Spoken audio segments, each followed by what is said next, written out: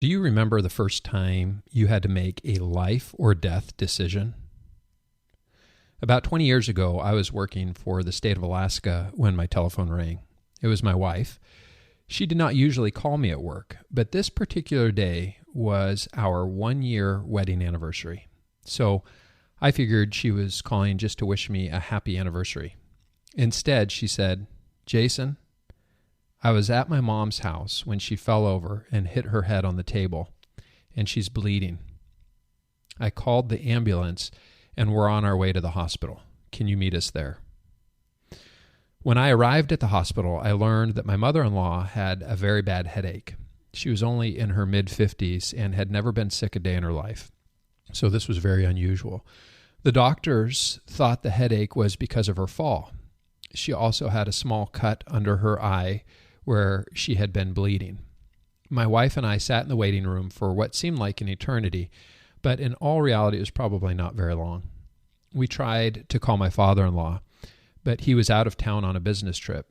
We couldn't track him down. I remember walking back to where my mother-in-law was lying in the hospital bed, and I asked her how she was doing. She just reached up holding her head and said, "My head hurts so bad." The doctors initially thought she was having a migraine.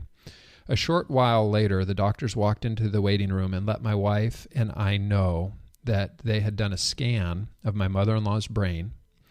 The doctor said it looked like she had bleeding in her brain. He said she was going to need brain surgery. He went on to explain that they didn't do brain surgery in Juneau, Alaska, so we would need to decide whether to have her flown to Anchorage or to Seattle to have the surgery.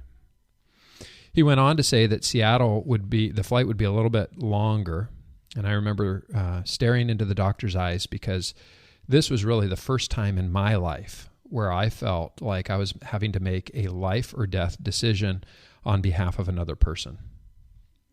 And probably like you, I looked at the doctor and I asked him a very important question. I asked, "Who has the cheapest brain surgeon in the world?" Probably not as good as Amelia's joke, but that is not what I asked. That is not what I asked. I asked the doctor, I said, "Who has the best brain surgeon in the world?" With my father-in-law out of town, I knew that if my wife and I had to make this decision, we wanted the absolute best. The doctor looked at me and told me the best brain surgeon in the world was in Seattle. Shortly thereafter, my wife and mother-in-law were on a high-speed jet flying from Juneau, Alaska to Seattle, Washington. And it turned out Seattle did indeed have one of the best brain surgeons in the world. I'm very happy to report that 20 years after having brain surgery, my mother-in-law has made a full recovery, and she lives just a couple of minutes now from where we are. And it's wonderful to have grandma nearby to love on our kids. As this story relates to retirement planning, the important lesson I learned that day was the power of the question I asked. Who had the best brain surgeon in the world? I didn't ask the best cardiologist. I didn't ask who had the best general practitioner. I didn't ask my coworkers, family, or friends to perform the surgery. I wanted the best brain surgeon in the world. I wanted somebody who did brain surgery every day, day in, day out, 365 days a year. One of the mistakes we see many people make when working on their retirement planning is that they ask for the advice of a family member, a friend, a coworker, or even a general practitioner, financial advice giver. While all of these people may certainly mean well, chances are they don't know all of the specifics to your circumstances to truly give you expert advice. Really, all they are equipped to do is to tell you what worked for them and to offer their opinion. Retirement involves many different areas of expertise. You must consider how to maximize your Social Security, pensions, and other income sources, as well as create tax-efficient income. A financial advisor should be trained in how to preserve a lifetime of hard work and wealth and make sure you don't run out of money during your lifetime. A skilled practitioner will be looking at your investments, insurance, estate plan, entitlements, pensions, inflation, and taxes to make sure that every area of your financial life is coordinated and optimized so you will feel confident to be able to meet your goals. The decisions you make as you transition into and through retirement will be some of the most important that you may ever make. Remember, you may spend as many years retired as you did working. 25 years of unemployment is a long time, and you won't be adding to your investments anymore. What you have is what you have, and you need to make sure it's going to last as long as you do. The last thing you want to have to worry about is going back to work after 10 years of retirement because you made a financial mistake. It's not fair to your friends and family members to place the burden of your questions on their shoulders. Instead, make sure you find an expert who specializes in retirement planning. Ask your friends and family members the most important question of all: who is the best retirement expert in the world? Seek them out, pay for their advice. It could be one of the smartest investments you ever make. Stop paying high commissions and fees for your mutual funds. Just stop it. Okay, now that I've got that out of my system, let's move on. You need to understand the impact fees can have on your investment portfolio. I believe by diversifying your investments, as suggested in the previous chapters of my book, you are diversifying your investments for principal preservation and growth, but you are also moving your investments to a very fee-efficient accounts. If you had all your investments in no-load mutual funds and the average fee on those funds was 1% per year on $100,000, your annual expense would be $1,000. If you currently own funds, it can be hard to uncover all of the fees that you're paying. And of course, your prospectus will list fees, but a quick way to help uncover all of the fees you're paying is to use a tool at personalfund.com. Exchange traded funds versus mutual funds. I'm a fan of low-cost investing using asset allocation as the foundation for maximizing risk-adjusted returns.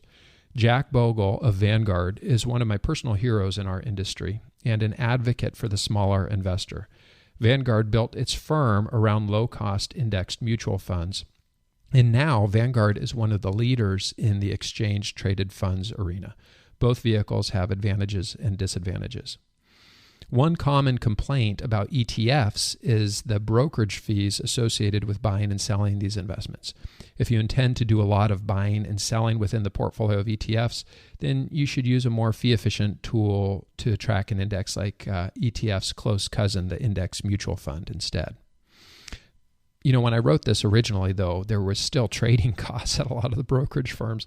Today, many firms offer no-cost trades on things like ETFs. So the whole argument about trading costs associated with ETFs is really, I don't think, as relevant today as it was when I wrote this just a couple of years ago.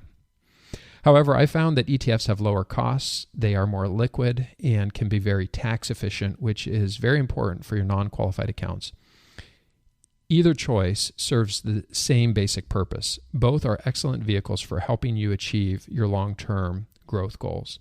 ETFs and index mutual funds are both very efficient tools for creating global, broad-based, diversified portfolios among asset classes and sectors, and they should be considered as part of your overall diversification strategy.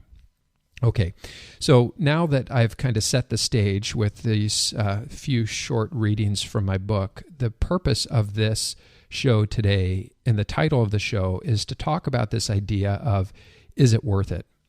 And one of the things that I've been asking of our community at the Retirement Budget Calculator is for them to chime in and give me their opinion on whether or not it is worth it to pay an advisor a fee to help oversee and manage their investments and do the planning and everything that's involved. So in today's show, I just want to explore that.